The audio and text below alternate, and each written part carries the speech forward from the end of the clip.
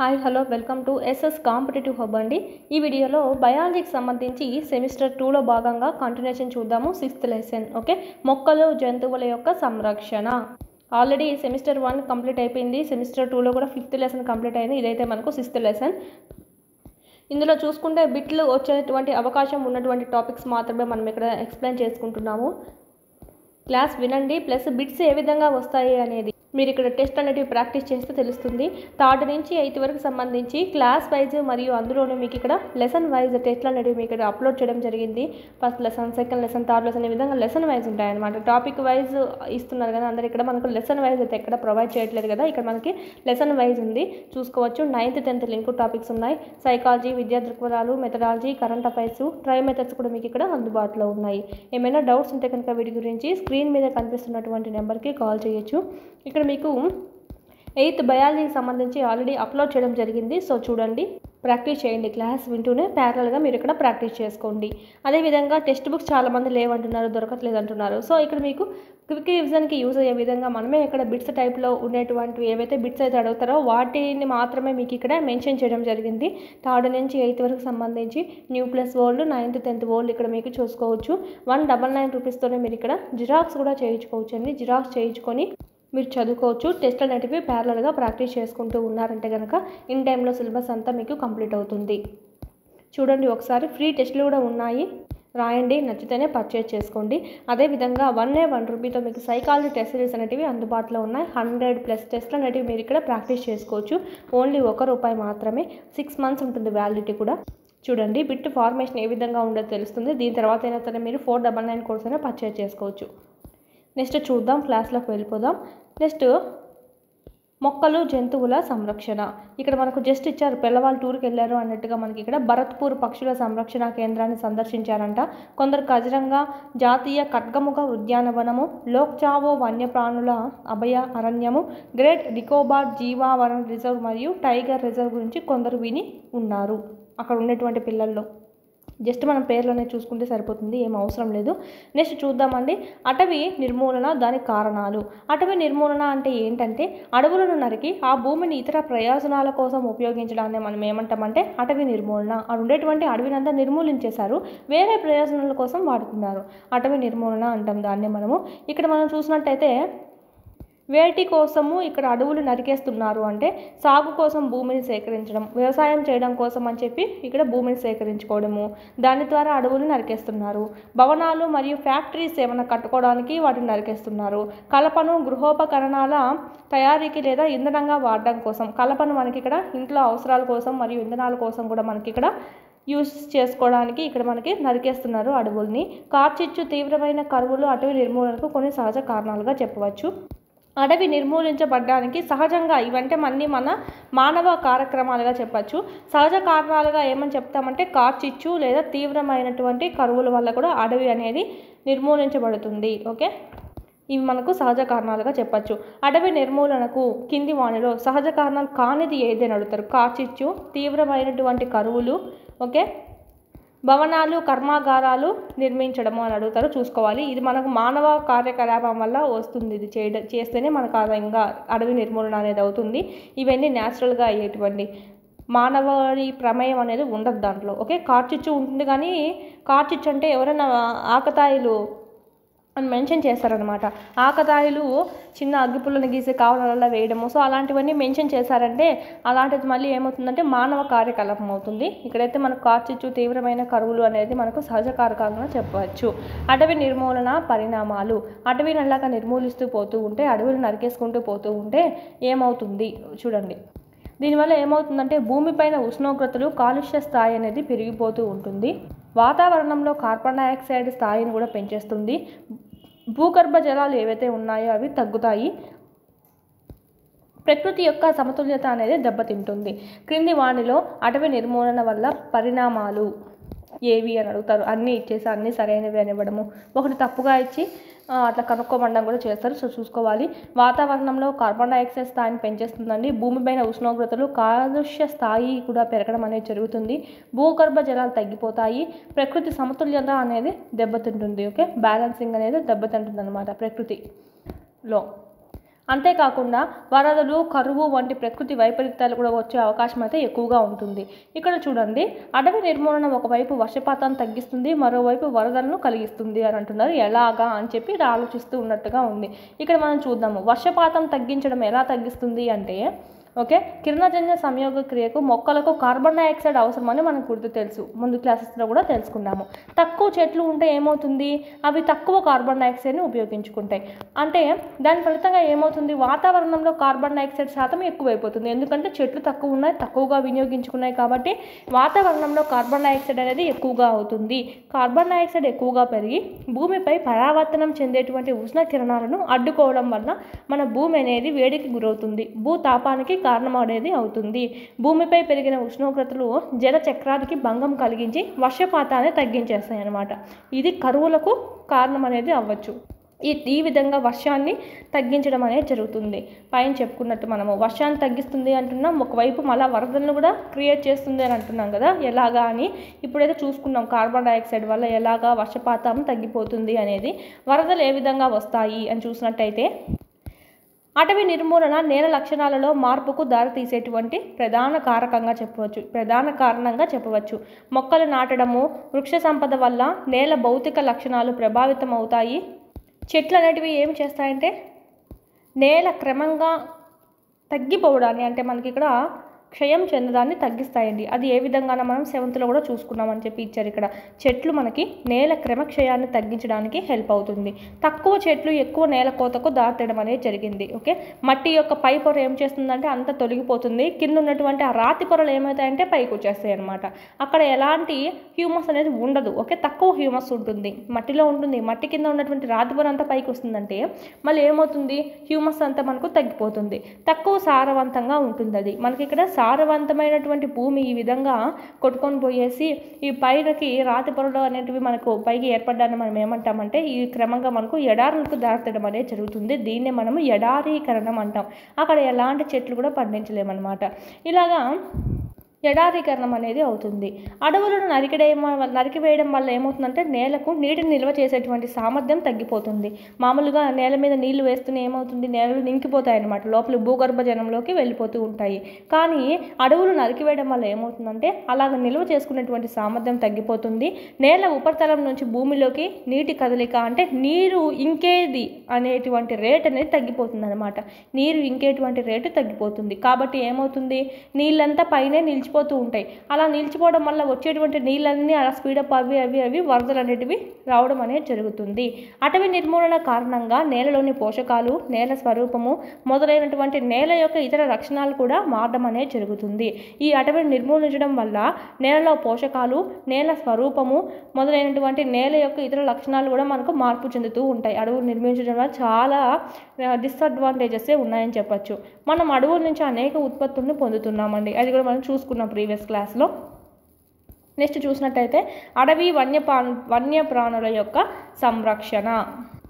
Next అదేవిధంగా ఇక్కడ జీవావరణం అంటే ఏంటో ఇచ్చారు. జీవరాశులు ఉన్న భూభాగం లేదా ప్రాణాధారంగా ఉన్నటువంటి భాగాన్నే మనం ఏమంటామంటే జీవావరణం అంటాం. జీవరాశులు ఉన్నటువంటి భూభాగము పేరులోనే ఉంది.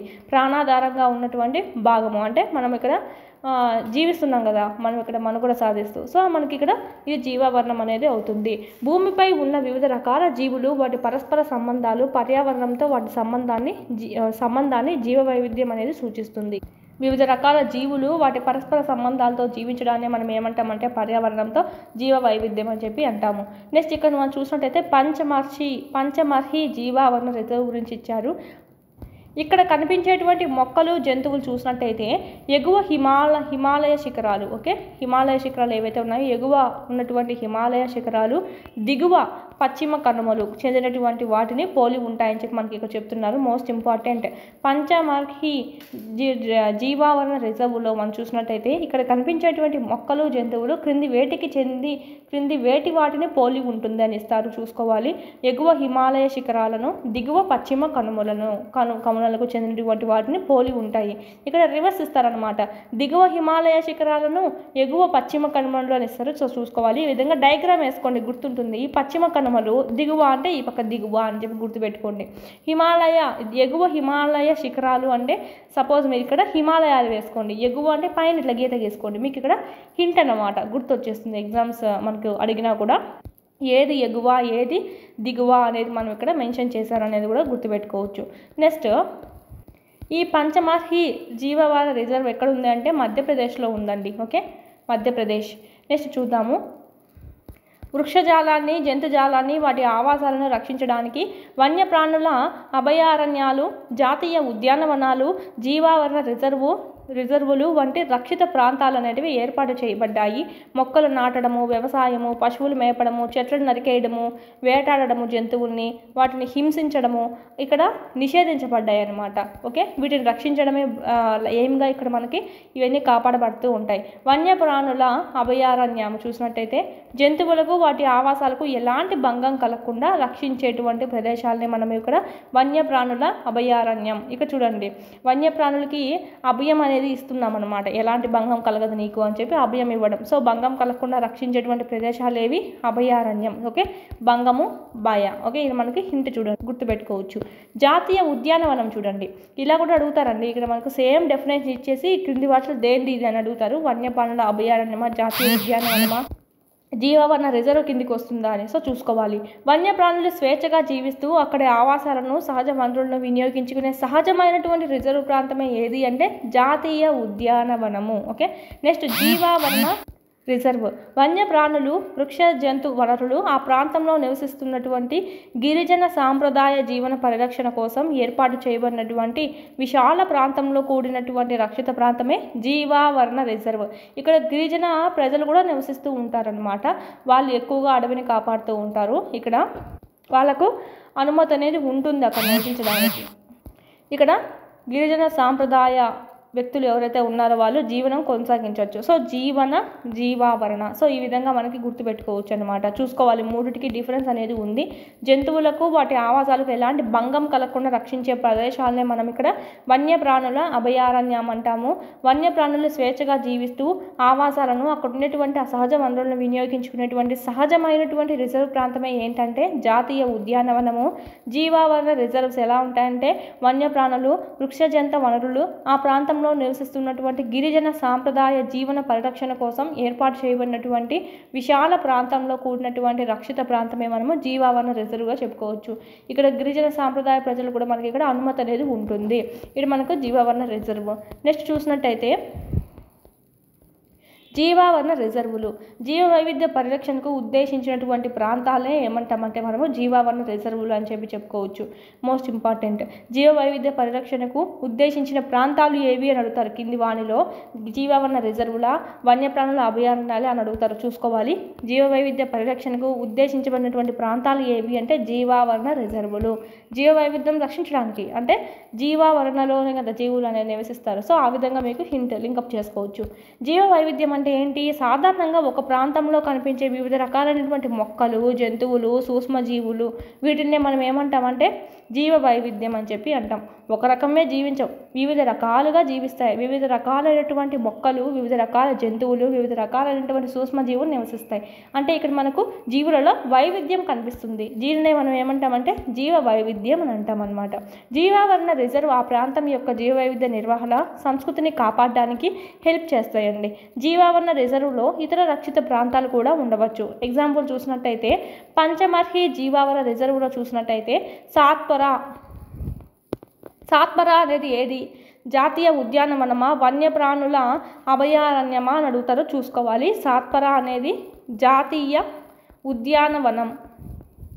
ఇది ఒకటి. ఇక్కడ మనకు పంచమర్హి జీవావరణ రిజర్వ్ కిందకి మనం ఇక్కడ దాంట్లో చూసుకోవచ్చు. ఇంకా ఏమున్నాయంటే బోరి అండ్ పచ్మర్హి అనేటువంటి ఈ రెండు ఏంటివంటే వన్యప్రాణుల అభయారణ్యాలు. ఇది ఒక వన్యప్రాణుల అభయారణ్యము బోరి అనేది, ఇంకా ఈ పచ్మర్హి అనేది కూడా ఇంకొకటి. ఇక్కడ చూసుకున్నట్టయితే సాత్పురా అనేటువంటి జాతీయ ఉద్యానవనం ఉంటుంది. దీంట్లో భాగంగా బోరి మరియు పంచమర్హి అనేటువంటి రెండు వన్యప్రాణుల అభయారణ్యాలు ఉంటాయి. చూసుకోవాలి, రివర్స్ ఇస్తారు ఇలా కూడా మనకి. దీనికేమో ఇది ఇస్తారు, ఈ రెండింటికేమో ఇది ఇవ్వడము. సో చూసుకోవాలి. నెక్స్ట్ చూసినట్టయితే ఇదంతా చెప్పాను ఆల్రెడీ. ఈ పంచమహి జీవావరణ రిజర్వ్ ఎక్కడ ఉందంటే మధ్యప్రదేశ్ అండి, మధ్యప్రదేశ్. ఇదంతా మ్యాప్ ఇవ్వడం జరిగింది జీవావరణ రిజర్వ్లో ఉన్నటువంటివి ఇవన్నీ మనకు. ఇక్కడ చూసినట్టయితే తవా రిజర్వాయరు, బోరి అభయారణ్యంలో చూర్నా, దైను, బోరి, నిమ్గన్ సాత్పరా జాతీయ ఉద్యానవనంలో. ఓకే, పంచమర్హి అభయారణ్యం పిపారియా వరకు పనర్పని ద్వారము. ఇక్కడైతే మనకు పచ్ మర్హి పంచ్ వస్తుంది అర్థమంటే మనకు పచ్ మర్హి అండి చూసుకోవాలి. నెక్స్ట్ ఇక్కడ మోస్ట్ ఇంపార్టెంట్ ఏవేవి ఉన్నాయి అక్కడ అనేది. నిర్దిష్ట ప్రాంతంలో కనిపించే మొక్కలు లేదా జంతువులనే వరుసగా ఆ ప్రాంతంలోని మొక్కల్ని ఏమంటాం, వృక్షజాలం అంటాము. జంతువులు అయితే జంతుజాలము అని అంటాం అన్నమాట. ఇక్కడ చూడండి కొంచెం ఇచ్చారు మనకు.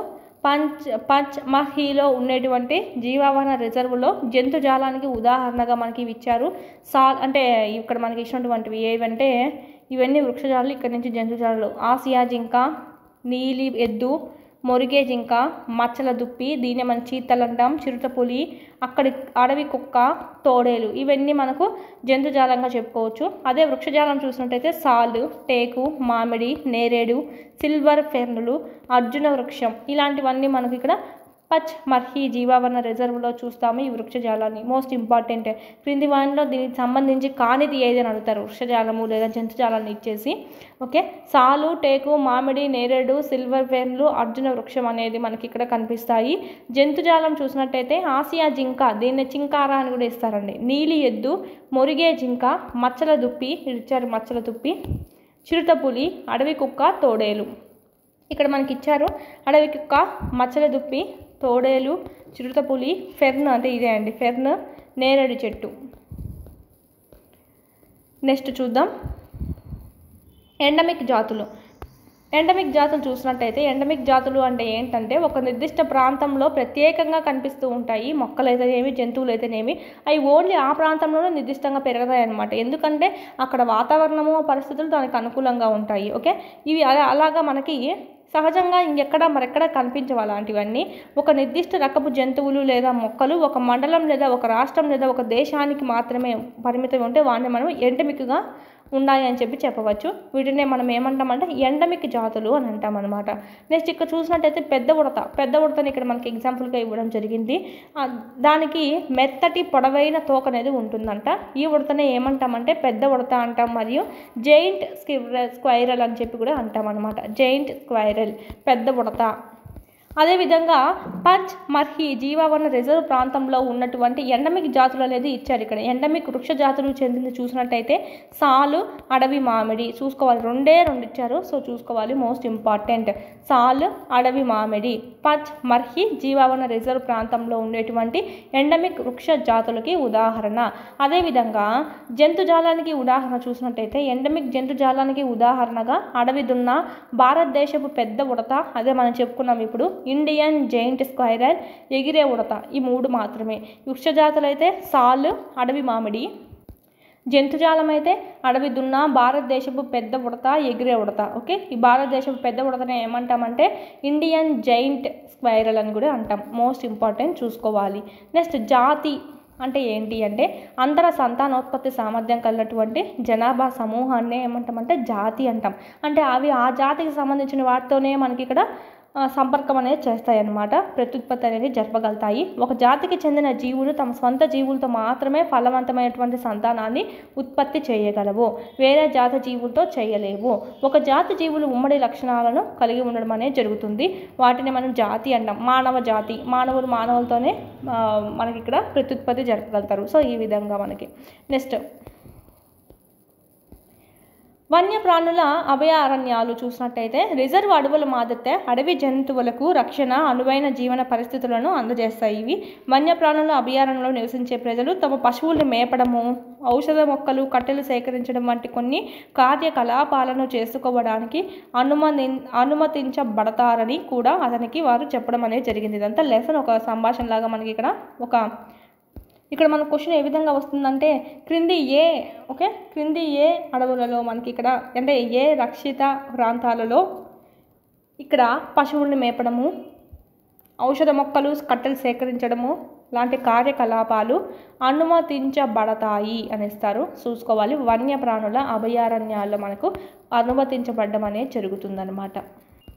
నెక్స్ట్ ఇక్కడ చూసినట్టయితే నల్లదుప్పి అంటే కృష్ణ జింక, తెల్ల కళ్ళ జింక, ఏనుగు, బంగారు పిల్లి, గులాబీ రంగు తల ఉండేటువంటి బాతు, పొడవు ముట్టె ఉండేటువంటి మొసలి ఘరియల్ అంటాం, చిత్తడి నేల మొసలి, కొండ చిలువ, ఖడ్గమృగం మొదలైన కొన్ని అంతరించిపోతున్నటువంటి జీవులు మన వన్యప్రాణుల అభయారణ్యాలలో సంరక్షించబడుతున్నాయి, భద్రపరచబడుతున్నాయి. భారతీయ అభయారణ్యాలు విలక్షణమైన ప్రకృతి దృశ్యాలను కలిగి ఉన్నాయి. విస్తృత స్థాయి అడవులు, పర్వత అడవులు, పెద్ద నదుల డెల్టాలతో పొదలతో కూడినటువంటి భూములు అనేటివి ఇక్కడ మనం చూడవచ్చు. అంటే దృశ్యం అనేది ప్రకృతి దృశ్యమే చాలా అందంగా ఉంటుందని చెప్పి, చాలా విశాలంగా ఉంది, విలక్షణ కలిగి ఉంటుంది అని. ఓకే, నెక్స్ట్ రక్షిత అడవులు కూడా సురక్షితం కాకపోవడం అనేది విచారకంగా చెప్పుకోవచ్చు. ఎందుకంటే ఆ ప్రాంతానికి పరిసరాల్లో నివసిస్తున్న ప్రజలు వాటిని ఆక్రమించి నాశనం అనేది చేస్తూ ఉన్నారంట. అలా చేసినా కూడా ఇంకా ఆక్రమణకు గురవుతూనే ఉన్నాయి జంతువులు అని చెప్పి. నెక్స్ట్ జాతీయ ఉద్యానవనము, సాత్పురా జాతీయ ఉద్యానవనం అనేది మనం చూసినట్టయితే సాత్పురా జాతీయ ఉద్యానవనం భారతదేశంలోని మొట్టమొదటి రిజర్వ్ అటవీ ప్రాంతంగా చెప్పుకోవచ్చు. క్రింది వానిలో భారతదేశంలో మొట్టమొదటి రిజర్వ్ అటవీ ప్రాంతం ఏదని అడుగుతారో చూసుకోవాలి. సాత్పురా జాతీయ ఉద్యానవనము. ఈ అడవిలో భారతదేశపు అత్యుత్తమ టేకు చెట్లు కనిపిస్తాయన్నమాట. ఈ అడవిలో సాత్పురా జాతీయ ఉద్యానవన అడవులో కనిపించేటువంటి అత్యుత్తమ వృక్షజాలం ఏది అని అడుగుతారు, చూసుకోవాలి. టేక్ చెట్లు. ఓకే, భారతదేశంలో దాదాపు 100 కంటే ఎక్కువ జాతీయ ఉద్యానవనాలు అనేవి ఉండడం జరిగింది భారతదేశంలోనే.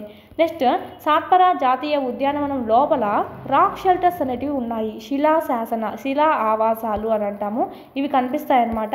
ఆ అడవిలో ఉన్నటువంటి ఆది మానవుల జీవితానికి ఇవి నిదర్శనాలుగా మనం చెప్పుకోవచ్చు. ఇవి ఆది మానవుల జీవితానికి సంబంధించిన ఆలోచనను అందివ్వడం జరుగుతుంది. ఈ ఆవాసాలలో రాక్ పెయింటింగ్లు కూడా మనకి ఇక్కడ కనిపిస్తాయి. రాక్ షెల్టర్స్ అంటే మనకి ఇక్కడ శిలా ఆవాసాలు. వీటిలో మనం రాక్ పెయింటింగ్స్ అనేటివి కూడా చూడవచ్చు. అంటే అక్కడ ఉన్నటువంటి గృహాల్లో ఉన్నటువంటి రాళ్ళ మీద పెయింటింగ్స్ అనేటివి చూడవచ్చు అనమాట. పంచ్ మర్హి జీవావన రిజర్వ్ ప్రాంతంలో మొత్తం ఎన్ని ఉన్నాయంటే 55 రాక్ షెల్టర్స్ అనేటివి గుర్తించడం అనేది జరిగింది. మీకు పేర్లోనే ఉంది చూడండి, పంచ్ అంటే ఏంటి, పంచ్ అని చెప్పి గుర్తుపెట్టుకోండి. పంచ్ అంటే ఇక్కడ మనకి పంచమి అంటాం కదా, సో 5 అని అర్థం కదా. సో 55 రాక్ షెల్టర్స్ అనేటివి గుర్తించబడ్డాయి అక్కడ. ఈ పెయింటింగ్లలో చూసినట్టయితే జంతువులు, మనుషులు పోరాడము, వేటాడము, నృత్యం చేయడము, సంగీత వాయిద్యాలు వాయించడము ఇలాంటివన్నీ బొమ్మల రూపంలో చిత్రీకరించారు. ఇప్పటికే చాలామంది గిరిజనులు కూడా అక్కడ నివసిస్తూ ఉన్నారంట. ఇది మనకు సంబంధించి ఈ 55 నెంబరింగ్ అనేది ఇంపార్టెంట్, చూసుకోవాలి.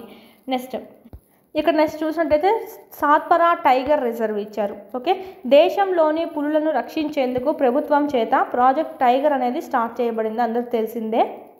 దీని యొక్క ముఖ్య ఉద్దేశం ఏమిటి, ఓకే, ప్రాజెక్ట్ యొక్క లక్ష్యం ఏమిటి, ఈ ప్రాజెక్ట్ యొక్క లక్ష్యం, ప్రాజెక్ట్ టైగర్ యొక్క లక్ష్యం ఏంటంటే దేశంలో పుల్ల జనాభా మనుగడ నిర్వహణకు నిర్ధారించడమే దీని యొక్క లక్ష్యంగా చెప్పుకోవచ్చు. అందుకనే మనకి ఇక్కడ స్టార్ట్ చేయడం జరిగింది టైగర్ ప్రాజెక్ట్. నెక్స్ట్ ఇక్కడ చూసుకుంటే మన అడవుల నుంచి నెమ్మదిగా కనుమరుగవుతున్నటువంటి అనేక జాతుల్లో మనకు పులి కూడా ఒకటిగా చెప్పుకోవచ్చు. కానీ పులుల జనాభాలో గణనీయమైనటువంటి పెరుగుదల సాత్పురా టైగర్ రిజర్వ్లో మనకు కనిపిస్తుంది అనమాట. అంటే త్వరగా పెరగడం అనేది జరుగుతుంది. అక్కడ మనకు చాలా ఎక్కువ పెరుగుదల అనేది కనిపించింది పులులలో.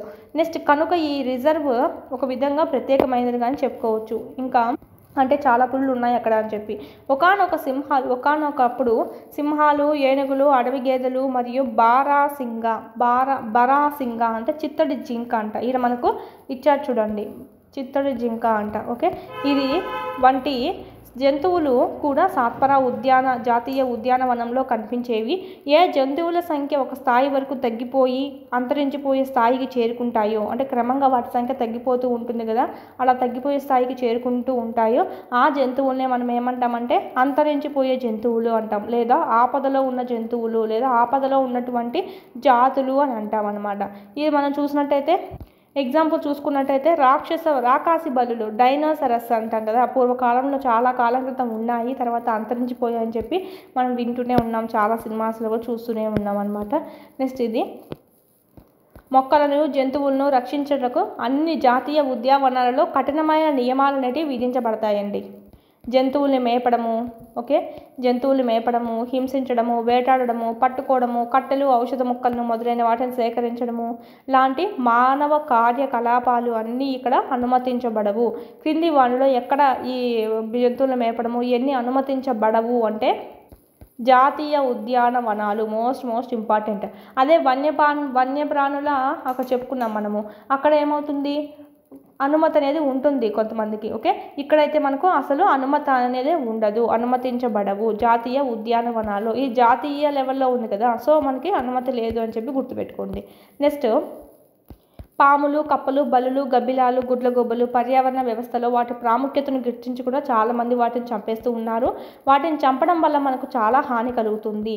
అవి పరిమాణంలో చిన్నవిగా ఉన్నప్పటికీ మన పర్యావరణ వ్యవస్థలో వాటి పాత్ర అనేది చాలా ఇంపార్టెంట్ అండి, మరవకూడదు.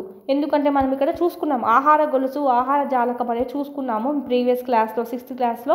వాటిల్లో మనకు ఏ చిన్న జంతువు అయినా సరే ఉపయోగపడుతుంది. వీటి ఎక్కువగా తగ్గిపోవడం వల్ల ఈ గొలుసుకు ఆహార గొలుసు అనేది కుంటుపడుతూ ఉంటుందండి. నిర్జీవ కారకాలైనటువంటి వాతావరణం, నేల, నది, డెల్టాలు మొదలైన వాటితో పాటు ఒక ప్రాంతంలో అన్ని మొక్కలు, జంతువులు, సూక్ష్మజీవులతో డాష్ రూపొందించబడుతుందని అడుగుతారు, చూసుకోవాలి. ఆవరణ వ్యవస్థ. నిర్జీవ కారకాలు ఏవి? వాతావరణము, నేల, నది, డెల్టాలు.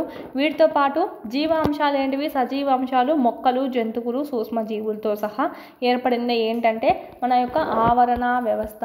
ఓకే, దీన్నే మనం ఏమంటామంటే ఎకోసిస్టమ్ అని చెప్పి అంటాము, ఎకోసిస్టమ్. నెక్స్ట్ చూసినట్టయితే మనకి ఇక్కడ రెడ్ డేటా బుక్ ఇచ్చారు, మోస్ట్ ఇంపార్టెంట్. దీంట్లో ఏముంటుంది? ప్రీవియస్ టెట్లో కూడా వచ్చినటువంటి బిట్ రెడ్ డేటా బుక్. ఆపదలో ఉన్నటువంటి మొత్తం జంతువులు, మొక్కల జాబితాని నమోదు చేసే పుస్తకం ఏది అని అంటారు? Red data book. Red data book అంతర్జాతీయంగా ఒక సంస్థచే నిర్వహించబడడం అనేది జరుగుతుంది. భారతదేశంలో కనిపించేటువంటి మొక్కలు, జంతువుల గురించి భారతదేశం కూడా రెడ్ డేటా బుక్ను నిర్వహించడం అనేది జరుగుతుంది, చూసుకోవాలి. దీని క్వశ్చన్స్ అనేది ఎక్కువగా రిపీట్ అవుతున్నాయి. ప్రీవియస్ టెట్లోనూ వచ్చింది, డిఎస్సిలో కూడా వచ్చింది. వలస పక్షులు ప్రతి సంవత్సరం ఒక నిర్దిష్ట సమయంలో వాతావరణ మార్పుల కారణంగా సుదూర ప్రాంతాలకు వెళ్ళిపోతూ ఉంటాయండి. ఎందుకంటే వాళ్ళ సహజ ఆవాస ప్రాంతంలో వాతావరణం అనేది ఎలా ఉంటుందంటే చాలా చల్లగా, నివాస యోగ్యం కానిదిగా మారడం వల్ల అవి గుడ్లు పెట్టడానికి అక్కడ సరిపోదన్నమాట వాతావరణం అనేది. సో ఏ పక్షులైతే వేరే ప్రదేశాలకు చేరడానికి ఎంతో దూరాన్ని దాటుకొని వస్తాయో ఆ పక్షులనే మనం ఏమంటామంటే వలస పక్షులు అంటాం. అక్కడి నుంచి మనకు వలసగా వేరే దానికి వెళ్తాయి. అక్కడ గుడ్లు పెట్టి పిల్లల్ని పెద్ద చేసిన తర్వాత, పిల్లలు పొదిగిన తర్వాత మళ్ళీ అక్కడికి వెళ్ళిపోతాయి అన్నమాట. కాగితం రీసైక్లింగ్ గురించి చూద్దాం. నెక్స్ట్ 1 టన్ను కాగితం తయారు చేయడానికి ఎన్ని చెట్లు అవసరమవుతాయి అంటే 17 వృక్షాలు, చూసుకోవాలి. 1 టన్ను కాగితం తయారు చేయడానికి ఎన్ని వృక్షాలు అవసరమవుతాయంటే 17 వృక్షాలు అవసరమవుతాయండి. కాగితాన్ని ఉపయోగించడానికి 5 నుంచి 7 సార్లు రీసైకిల్ చేయవచ్చని ఈ లెసన్లో ఒక క్యారెక్టర్ అయినటువంటి ప్రొఫెసర్ అహ్మద్ గారు చెప్పడం అనేది జరిగింది. రోజుకి ఒక కాగితాన్ని మనం పొదుపు చేసి సంవత్సరానికి అనేక వృక్షాలను మనం రక్షించవచ్చు అని చెప్పి ఇక్కడ మనకు పిల్లవాళ్ళకి చెప్తున్నాడు. నెక్స్ట్ ఇది మనం గుర్తుపెట్టుకోండి. ఎన్నిసార్లు రీసైకిల్ చేయవచ్చు కాగితాన్ని ఉపయోగించడానికి అంటే 5 నుంచి 7 సార్లు. నెక్స్ట్ దీంతో మనకి చూసినట్టయితే అటవీ నిర్మూలన, అడవి పునరుద్ధరణ.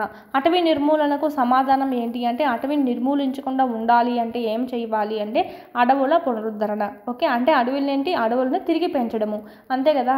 కొట్టేసినావు అంతా ఇప్పుడు మనకు కాలుష్యం అయిపోయింది, మళ్ళీ అడవులు పెంచామంటే అది మనం ఫిల్ చేసుకోవచ్చు అనమాట అక్కడ జరిగినటువంటి హానిని. ఇలా అడవుల పునరుద్ధరణ అంటే ఏంటంటే నాశనం చేయబడినటువంటి అడవుల స్థానంలో కొత్త మొక్కలు అనేటివి నాటడము. నాటే మొక్కలు సాధారణంగా అడవిలో కనిపించే ఒకే రకపు జాతి మొక్కలై ఉండాలండి, అప్పుడైతేనే అవి బాగా పెరుగుతాయి అన్నమాట. ఎక్కడో వాటి వాతావరణం సంబంధించి కాంది, దాని జాతికి సంబంధించింది కాంది వేసామంటే కనుక అక్కడ పెరగలేవు, భిన్న చనిపోతాయి. మనం ఎన్ని చెట్లు నరుకుతామో కనీసం అన్ని చెట్లు నాటాలి. అడవుల పునరుద్ధరణ అనేది సహజంగా కూడా జరగడం అనేది జరుగుతుంది. ఓకే, అటవీ నిర్మూలన ప్రాంతాన్ని ఆటంకపరచకుండా అలాగే వదిలేసినామంటే కనుక అవే కొత్తగా తిరిగి ఏర్పడడం అనేది జరుగుతుంది. సహజ అడవుల పునరుద్ధరణలో మానవుల ప్రమేయం ఏమనేది ఉండదండి. సహజ అడవుల పునరుద్ధరణ అంటే ఇప్పుడు ఉండేటువంటి చాలా అడవులు చూసినట్టయితే అండతవే లేసాయి అక్కడ సంబంధించి జాతికి సంబంధించి. ఓకే, అలాగా సహజ అడవుల పునరుద్ధరణలో మానవ ప్రమేయం అనేది ఏమి ఉండకుండానే అవి లేయడం జరుగుతుంది. మనం ఇప్పటికే అడవులకు తీవ్ర నష్టాన్ని కలుగజేశాము అని చెప్పి ఇక్కడ మనకి ఇచ్చారు. ఓకే, ఇలాగ నష్టం చేస్తూ ఉంటే భావితరాలకు పచ్చని సంపద అనేది అందదు. అందుకే మనం ఇక్కడ అడవులని మొక్కలని బాగా పెంచాలి, మొక్కలని నాటాలి అని చెప్పి చెప్తున్నారు. అడవి సంరక్షణ చట్టం ఉందని ఇక్కడ మనకు పరిచయం చేస్తున్నారు. సహజ అడవులను భద్రపరచడము, సంరక్షించడము, అడవుల్లో లేదా అడవి దగ్గర నివసించే ప్రజల కనీస అవసరాలు సదుపాయం కల్పించడమే ఈ చట్టం యొక్క లక్ష్యంగా చెప్పుకోవచ్చు. క్రింది వానిలో అటవీ సంరక్షణ చట్టం యొక్క లక్ష్యం కానిది ఏది అని అడుగుతారు. ఇక్కడ చూడండి, సహజ అడవులను భద్రపరచడం, సంరక్షించడం, అడవులలో లేదా అడవు దగ్గర నివసించే ప్రజల కనీస అవసరాలు సదుపాయాలు కల్పించడం అనేది ఈ చట్టం యొక్క లక్ష్యం అండి. దీని కాకుండా వేరే తీసినారంటే అది రాంగ్ ఆన్సర్ అవుతుంది. నెక్స్ట్ మనకి మీకు తెలుసా అని ఇచ్చారు. అడవి ఉత్పత్తులు ఒక దేశం యొక్క సామాజిక ఆర్థిక అభివృద్ధిలో ముఖ్యమైన పాత్ర పోషించేవి ఏంటివి అంటే అడవులు.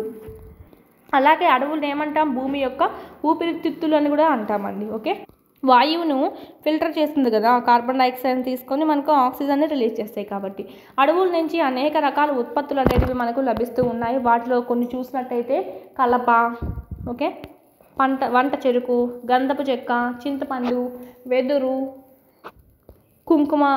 కుంకుడుకాయలు, షీకాయ, జిగురులు, నూనెలు, సుగంధ ద్రవ్యాలు, సువాసన గల పదార్థాలు, పశుగ్రాసము, ఔషధాలు, లక్క, తేనె, పండ్లు, దుంపలు ఇలాంటివన్నీ మనం ఇక్కడ అడవి ఉత్పత్తులుగా చెప్పుకోవచ్చు. నెక్స్ట్ పక్షుల వలస గురించి చూద్దాము. ఇది ఒక సహజమైనటువంటి ప్రక్రియగా చెప్పుకోవచ్చు. వివిధ రకాల పక్షులు ఆహారం కోసము మరియు సంతానోత్పత్తికి అనుగుణంగా మెరుగైన పర్యావరణ పరిస్థితులు, ఆవాసాలు ఎక్కడైతే ఉన్నాయో అక్కడ ఎత్తుకొని అవి మనకు అక్కడ అంత దూరానికి రావడం అనేది జరుగుతుంది. ఎక్కడ ఉన్నాయో అవి వెతికి అక్కడి వరకు వస్తాయి. ఎందుకెందుకు వివిధ రకాల పక్షులు ఆహారము మరియు సంతానోత్పత్తికి చూసుకోవాలి. వేటి కోసం అవి వలస వెళ్తాయని చెప్పి అడుగుతారు, చూసుకోవాలి. మెయిన్ సంతానోత్పత్తికి మరియు ఆహారానికి. దీనినే మనం ఏమంటామంటే పక్షుల వలస అని అంటాం. భూమి యొక్క శీతల ప్రాంతంలో నివసించే పక్షులు జీవించడానికి వాటి శరీరంను వేడిగా ఉంచుకుంటాయి. కాబట్టి అవి శీతాకాలం రాగానే ఓకే ఉష్ణ ప్రాంతాలకు వలస వెళ్తాయి. అవి శీతాకాలం పూర్తి అవగానే మరలా తమ ఆవాసానికి చేరుకోవడం అనేది జరుగుతుంది. చాలా రకాల పక్షులకు భారతదేశం ఒక మెరుగైన వలస గమ్యస్థానంగా ఉంది. సైబీరియన్ కొంగలు, ఓకే, సైబీరియన్ కొంగలు రష్యాలోని సైబీరియా అనేటువంటి ప్రాంతం నుంచి వస్తాయి. అందుకే వాటిని సైబీరియన్ కొంగలు అన్నాము.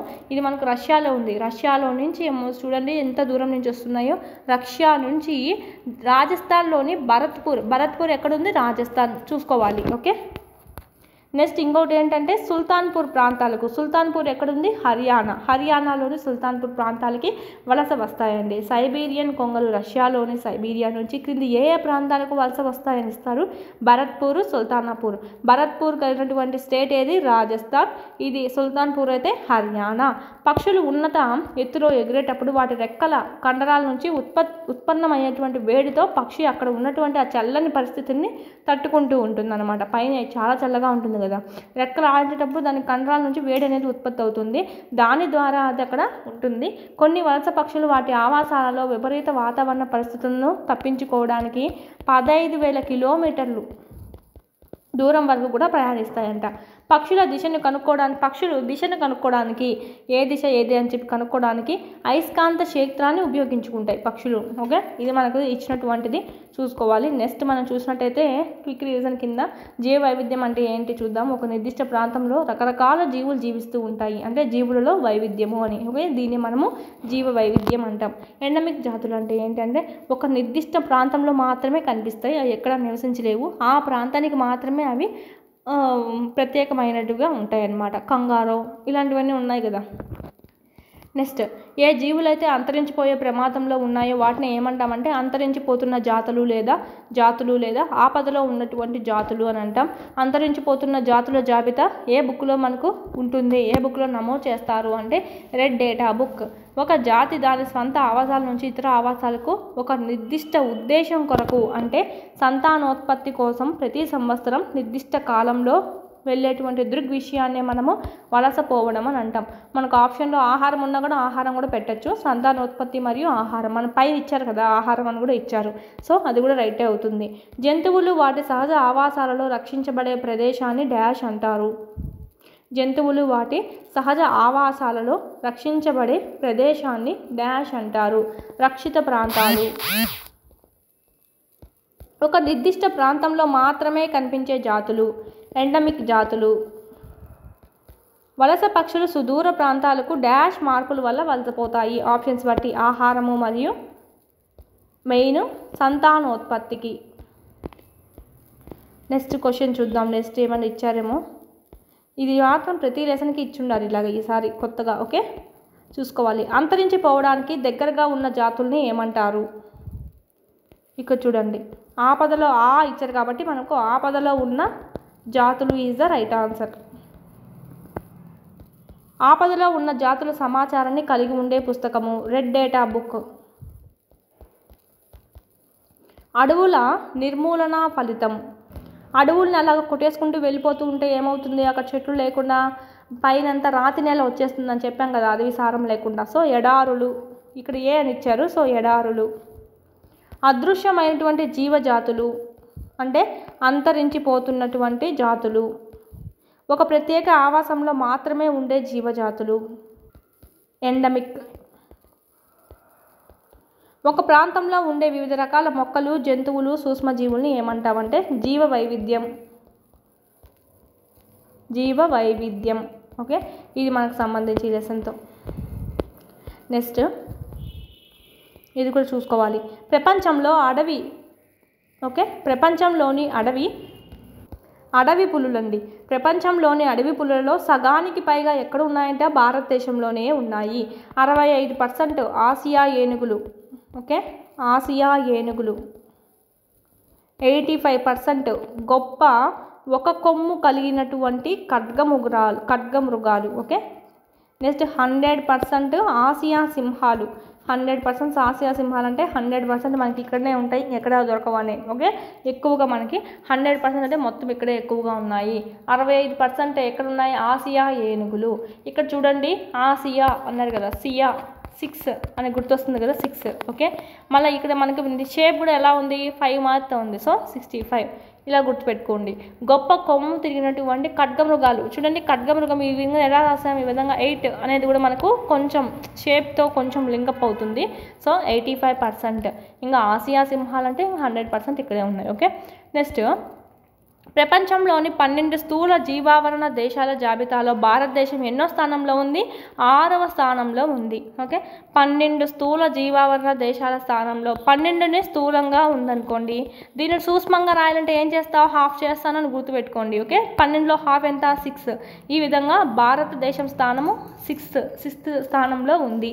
జస్ట్ హింట్ కోసం మాత్రమే. ఓకే, 12 స్థూల అయినప్పుడు దీంట్లో సూక్ష్మం ఎంత అంటే తక్కువ ఎంత అంటే హాఫ్ చేసుకుందామండి. ఓకే, అంటే 6. సో ఈ విధంగా హింట్ కోసము.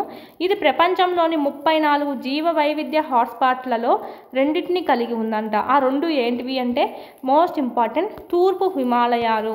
ఓకే, తూర్పు హిమాలయాలు. ఇవి డయాగ్రామ్ వేసుకోండి. ఈ విధంగా హిమాలయాలు వేసుకోండి. ఈ పక్క తూర్పు సైడ్ కదా, తూర్పు అని వేసుకోండి, గుర్తుంటుంది. ఇంకొకటి పశ్చిమ కనుమలు. ఇవన్నీ ఓకేనా. ఇది మనకు సంబంధించి మోస్ట్ ఇంపార్టెంట్, చూసుకోవాలి. ఇది అడిగే ఛాన్సెస్ అయితే ఉంటాయి. ఇది ప్రపంచంలోని ఎన్ని జీవ వైవిధ్య హాట్స్పాట్లలో 2టిని కలిగి ఉంది అంటే 34 is the right answer. Plus ఆ 2 కూడా ఏంటివి అని అడుగుతారు. తూర్పు హిమాలయాలు మరియు పశ్చిమ కనుమలు. తూర్పు వచ్చింది, పడమర వచ్చింది, గుర్తుపెట్టుకోండి. ఓకే, ఈ ప్రాంతాలు ఎక్కువ జీవ వైవిధ్యాన్ని కలిగి ఉండడం అనేది జరిగిందంట. అటవీ జీవనానికి ప్రమాదకర పరిస్థితికి ముఖ్యమైన కారకాల్లో ఒకటి ఏంటి అంటే ఆక్రమణకు గురైనటువంటి ఆవాస విధ్వంసం. ఆక్రమణకు గురైనటువంటి ఆవాస విధ్వంసం అని చెప్పచ్చు. ప్రపంచవ్యాప్తంగా ముప్పు వాటిల్లుతున్న జాతులలో భారతదేశంలో ఎన్ని జాతుల జంతువులు ఉన్నాయి అంటే ఓకే 172 పర్సంటేజ్లో చూసుకుంటే ఇది ప్రపంచంలో మొత్తం ముప్పు వాటిల్లుతున్న జాతుల్లో మనం పర్సంటేజ్ చూసుకున్నట్టయితే 2.9% అని చెప్పుకోవచ్చు. ఓకే, జాతులు చూసుకుంటే 172, పర్సంటేజ్ చూసుకుంటే 2.9. ఓకే, 172 కదా, 7 + 2 ఎంత? 9. సో 9 దీంతోనే స్టార్ట్ అయింది చూడండి, 2తోని. ఓకే, ఓన్లీ హింట్ కోసము. తూర్పు హిమాలయాల్లోని హాట్స్పాట్ కేంద్రం ప్రపంచవ్యాప్తంగా ఆపదలో ఉన్నటువంటి 163 జాతుల్ని జంతు మరియు వృక్ష జాతులతో కలిసి అండి ఓకే కలిగి ఉందంట. మనం ఆల్రెడీ చెప్పుకున్నాం కదా ఇక్కడ మనకు తూర్పు హిమాలయాలు ఎన్ని హాట్స్పాట్, ఇక్కడ మనకు ఆల్రెడీ హాట్స్పాట్ కేంద్రాలు 2 అని చెప్పారు. అది కూడా ఏంటి, తూర్పు హిమాలయాలు, పశ్చిమ కనుమలు.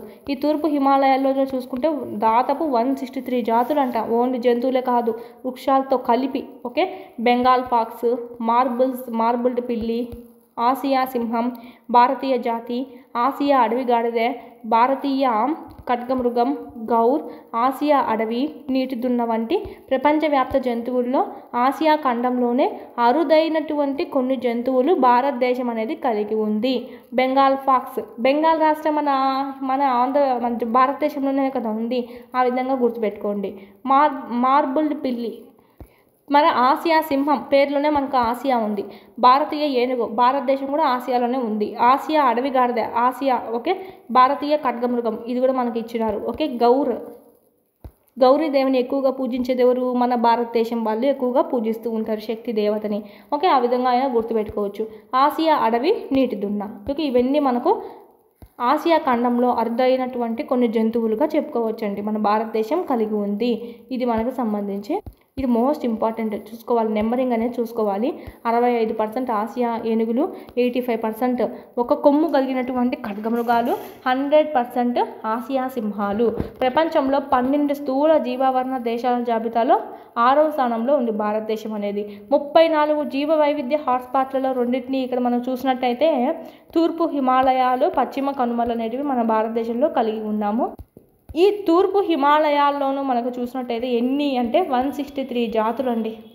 ఆపదలో ఉన్నటువంటి వీటిని గుర్తించింది 163 ఓకే. ఇక్కడ మనకు మొత్తంలో చూసుకుంటే 172, ఇది పర్సంటేజ్ ఎంత 2.9%గా చెప్పచ్చు. ఈ నెంబరింగ్ అనేది ఇంపార్టెంట్, గుర్తుపెట్టుకోవాలి.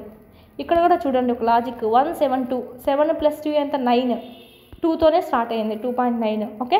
మళ్ళీ 163 కదా, 6 + 3 ఎంత 9. ఎలా చూసినా మనకు 9 వస్తుంది చూడండి. ఈ రెండింటిని ప్లస్ చేస్తే 9 వస్తుంది, ఈ రెండింటిని ప్లస్ చేస్తే 9 వస్తుంది. ఒక హింట్ అనమాట ఓకే. నెక్స్ట్ మనం చూసుకున్నట్టయితే దీంతో ఈ లెసన్ అనేది కంప్లీట్ అవుతుంది. Next last lesson pollution of air and water, వాయు జల కాలుష్యం. ఇది నెక్స్ట్ వీడియోలో డిస్కస్ చేసుకుందాము. ప్యారలల్గా మీరు టెస్ట్లు ప్రాక్టీస్ చేసుకోండి ఓకే. లేకపోతే మీకు మళ్ళీ తీరా ఎగ్జామ్ టయానికి ఉదరాబదరా చేసుకోవాల్సి వస్తుంది. ఇప్పుడైతే మీకు టైం ఉంది, 3 నుంచి 4 మంత్స్ దాకా టైం ఉంది. సో ఇక్కడ క్లాస్ వైజ్ ఆల్రెడీ 3rd నుంచి 7th వరకు అప్లోడ్ చేస్తున్నాను. క్లాస్ వైజ్ అయినా రండి, ఫస్ట్ మీ ఇష్టము. 4 మంత్స్ ఉంది కాబట్టి ఇప్పటి నుంచి స్టార్ట్ చేసినా కూడా మీరు ఈజీగా ఎన్నోసార్లు రివిజన్ చేసుకోవచ్చు. 3rd క్లాస్ స్టార్ట్ చేయండి, 3rd క్లాస్ వీడియో క్లాస్ అన్నీ చేస్తున్నాను, వినండి. ఇక్కడికి వచ్చి టెస్ట్ సిరీస్ కూడా మీకు క్లాస్ వైజ్, లెసన్ వైజ్ ఉన్నాయి. సో ఇవి కూడా ప్రాక్టీస్ చేసుకోండి. ఈ విధంగా మీరు క్లాస్ వైజ్ పూర్తి చేసుకుంటూ వచ్చారంటే కనుక ఇన్ టైంలో సిలబస్ అంతా కంప్లీట్ అవుతుంది. మీకు అదొక ఆర్డర్లో వెళ్తూ ఉంటుంది అనమాట, బాగా గుర్తుంటుంది. ఇప్పుడైతే మనం 8th అనేది ఇంకా ఒక లెసన్ చెప్పుకుంటే కనుక 8th బయాలజీ క్లోజ్ అవుతుంది. ఈ టెస్ట్ సిరీస్ అయితే ఎవరైనా తీసుకోకుండా తీసుకోండి, చాలా యూస్ఫుల్ అవుతుంది. ఇప్పటికే చాలామంది ప్రాక్టీస్ చేసుకుంటున్నారు. క్లాస్ వైజ్ మనకి ఇక్కడ లెసన్ వైజ్ ఉంటాయి, ఓన్లీ టాపిక్ వైజ్ కాకుండా ఓకే. ఇక్కడ మీకు ఏమైనా డౌట్స్ ఉంటే కనుక 8985105456 నెంబర్కి కాల్ చేయండి.